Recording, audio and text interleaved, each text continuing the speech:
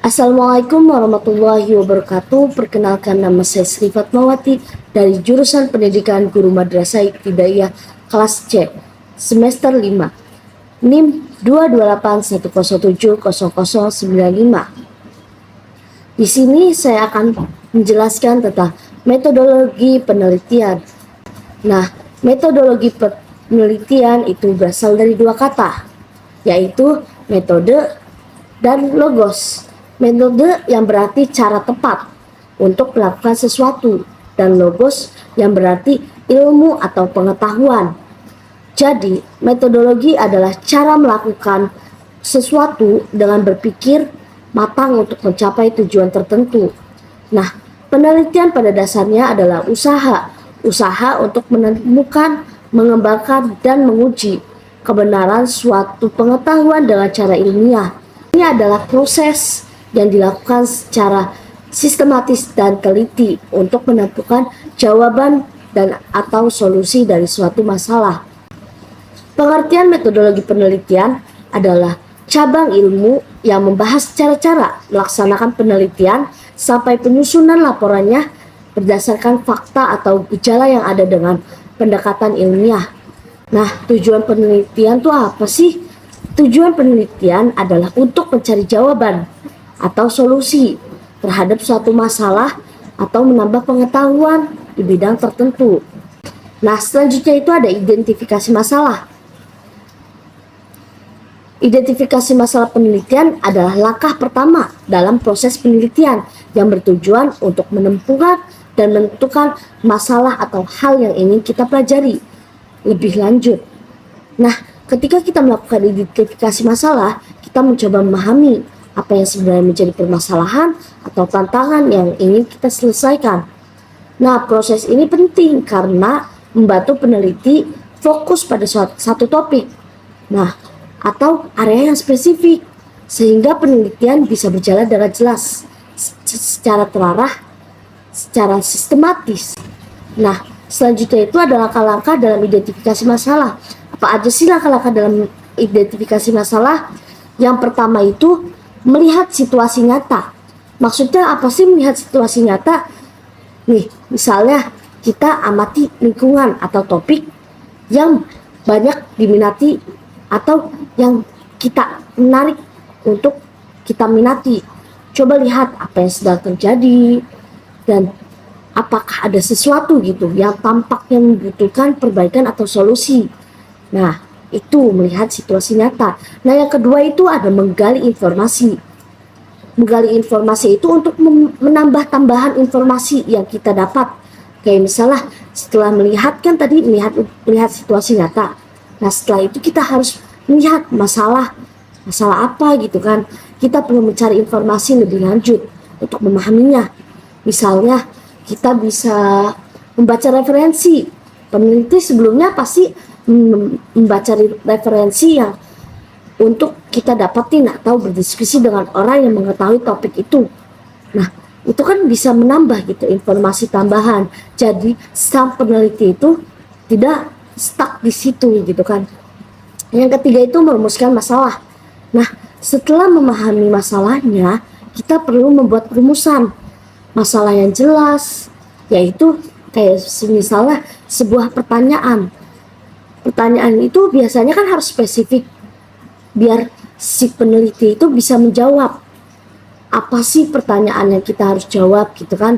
Nah, yang keempat itu ada menentukan manfaat penelitian. Nah, pastikan masalah yang kita pilih bermanfaat untuk dipecahkan atau relevan untuk lingkungan dan situasi tertentu atau si peneliti. Nah, setelah itu ada contoh identifikasi masalah dalam penelitian. Misalkan kita ambil saja di sekolah dasar, guru itu pasti melihat bahwa minat baca siswa itu sangat rendah. Langkah identifikasi masalahnya tuh seperti apa sih? Nah, yang pertama itu kita harus mengamati situasi. Pasti seorang guru itu melihat banyak siswa. Melihat dulu siswa itu tidak suka membaca buku atau malah lebih sering bermain daripada membuka buku. Nah, yang kedua itu kita harus menggali. Sebagai seorang guru kita harus menggali informasi. Kayak misalnya seorang guru bisa bertanya kepada siswa, mengamati buku yang tersedia di perpustakaan, atau melihat metode pembelajaran atau pengajaran yang digunakan oleh seorang guru. Nah, yang ketiga itu ada merumuskan masalah. Nah, misalnya, mengapa sih minat baca siswa itu di kelas 4 itu rendah gitu kan? Pasti ada penyebabnya gitu kan. Makanya kita harus mencari apa sih yang menyebabkan siswa itu kurang tertarik untuk membaca. Nah, yang terakhir itu kayak menentukan manfaat penelitian. Jadi seorang peneliti itu bukan hanya meneliti gitu, tapi kita harus mencari manfaatnya. Manfaat dari itu semua, kayak penelitian itu penting gak sih untuk meningkatkan minat baca siswa yang tadi gitu kan, yang akan bermanfaat bagi perkembangan kemampuan mereka di sekolah gitu kan. Nah, identifikasi masalah ini membantu peneliti memahami masalah dengan baik sehingga bisa menemukan cara yang efektif untuk mencari solusi dalam penelitiannya. Nah, selanjutnya itu variabel penelitian. Nah, variabel itu apa sih?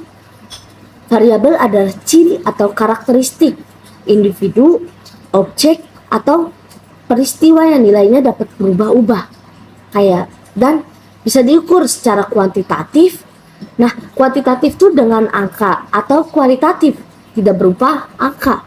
Contoh variabel prestasi belajar, metode pembelajaran, motivasi, sikap, usia, jenis kelamin, dan lain-lain.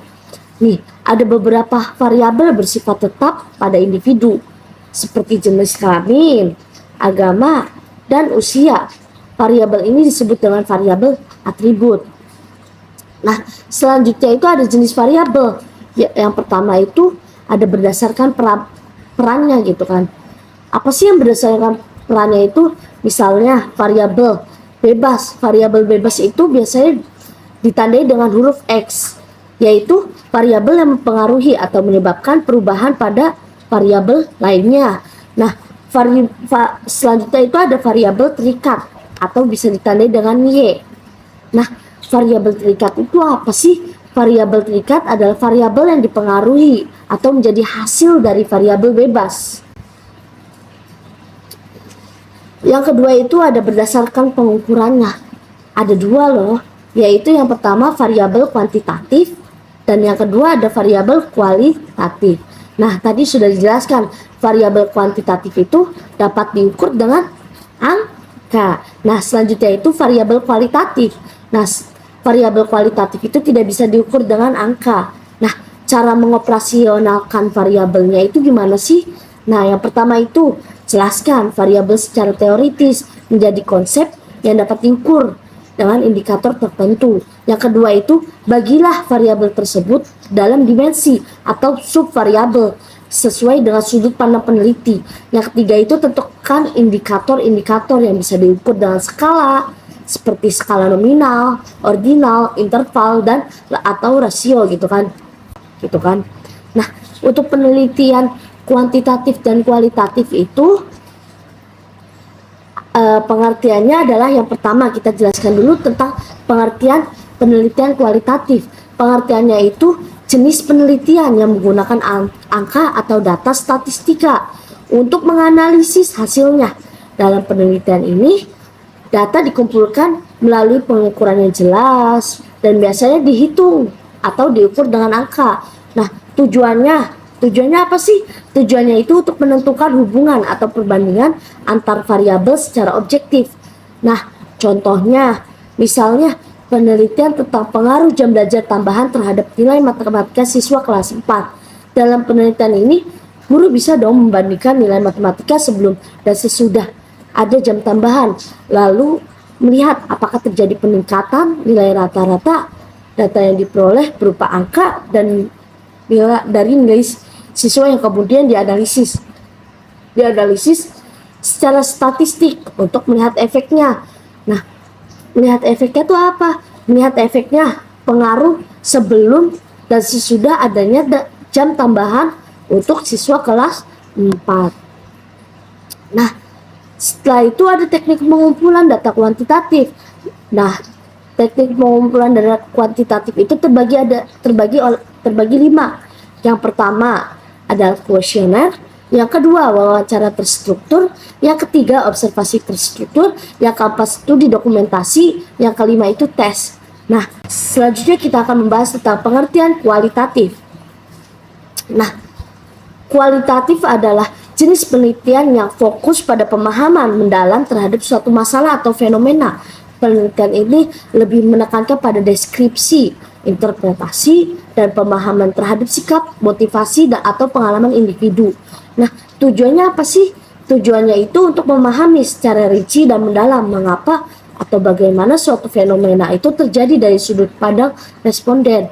Nah, selanjutnya itu ada karakteristik penelitian kualitatif. Nah, yang pertama itu ada objek penelitian, yang kedua instrumen penelitian, yang ketiga itu metode penelitian. Ketiga itu menjadi karakteristik loh bagi seorang peneliti. Nah, selanjutnya itu adalah langkah-langkah penelitian kualitatif. Yang pertama itu menentukan lokasi dan subjek. Yang kedua pengumpulan data. Yang ketiga reduksi data. Yang keempat tampilan data. Yang kelima penarikan data. Nah, selanjutnya itu ada teknik pengumpulan data dan penelitian kualitatif. Nah, yang pertama itu ada observasi. Yang kedua kuesioner atau angket. Yang ketiga itu ada wawancara mendalam. Yang keempat itu diskusi kelompok terfokus atau FGD. Yang kelima itu ada studi dokumen. Nah, contohnya itu di sekolah dasar, misalnya sebuah peneliti kualitatif dapat dilakukan untuk memahami mengapa beberapa siswa kelas 5 cenderung kurang termotivasi dalam mengikuti pembelajaran atau pelajaran. Nah, guru dapat melakukan wawancara atau diskusi dengan siswa untuk mengetahui alasan mereka, seperti apakah mereka merasa bosan, kurang tertarik, atau mungkin mengalami kesulitan dalam memahami pelajaran. Dari hasil wawancara ini, guru bisa memahami lebih dalam mengenai masalah motivasi siswa dan mencari solusi yang lebih tepat. Nah, pasti ada perbedaan utama antara kualitatif dan kuantitatif. Nah, untuk kuantitatif itu berfokus pada angka atau data statistik untuk menguji hubungan antar variabel. Nah, misalnya menghitung berapa banyak siswa yang meningkatkan nilai setelah jam tambahan. Yang kedua itu kualitatif, berfokus pada pemahaman yang mendalam tentang alasan dan motivasi siswa. Misalnya, memahami mengapa sih siswa tertentu merasa tidak termotivasi dalam pembelajaran saat itu. Nah, setelah itu